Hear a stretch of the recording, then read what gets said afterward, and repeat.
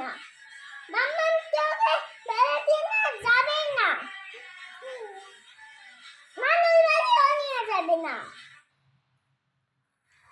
এখন আমার ব্যাগ চুরি করলে চাষের, এখন আমার এটা ভিজে